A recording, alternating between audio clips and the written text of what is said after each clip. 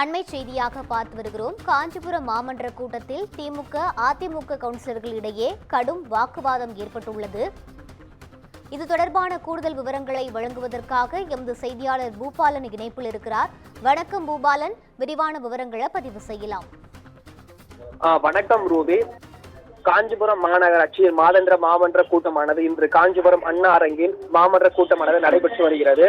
இந்த கூட்டமானது தொடர்ந்து நடைபெற்று வருகின்ற நிலையில் அதிமுக கவுன்சிலர்களும் அதே போன்று திமுக கவுன்சிலர்களும் தங்கள் வார்டுகளில் குப்பைகளை ஆங்காங்கே தேங்கியிருப்பதாகவும், குறிப்பாக குப்பைகளை அள்ளுவதற்கு போதிய பணியாளர்கள் இல்லை எனவும், குப்பைகளை எடுப்பதற்கு வண்டிகள் கூட இல்லை என எதிர்கட்சி கவுன்சிலர்களும் சுயேட்சை கவுன்சிலர்களும் பல்வேறு குற்றச்சாட்டுகளை எழுப்பியிருந்தனர். அப்போது மாநகராட்சி அதிகாரிகளிடையே கடும் வாக்குவாதத்தில் ஈடுபட்டனர். ஒரு கட்டத்தில் அதிமுக கவுன்சிலர்கள் தங்கள் வார்டுகளில் பணியாளர்கள் எத்தனை பேர், அதற்கான படிவங்களை உடனடியாக தருமடி என்று மாநகராட்சி அலுவலர்களிடம் கேள்வி எழுப்பினர். அப்போது திமுக கவுன்சிலர்கள் குறுக்கிட்டு வாக்குவாதத்தில் ஈடுபட்டதால் இரு கவுன்சிலர்களுமே கடும் வாக்குவாதம் தற்போது ஏற்பட்டிருக்கிறது. குறிப்பாக அதிமுக கவுன்சிலர்களும் திமுக கவுன்சிலர்களும் இருக்கையில் இருந்து எழுந்து வாக்குவாதத்தில் ஈடுபட்டதால் மாமன்ற கூட்டத்தில் பெரும் பரபரப்பானது ஏற்பட்டிருக்கிறது.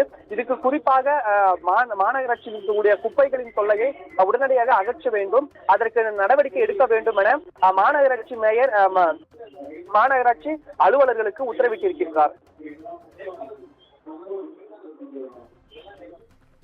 விவரங்களை வழங்கியமைக்கு நன்றி பூபாலன்.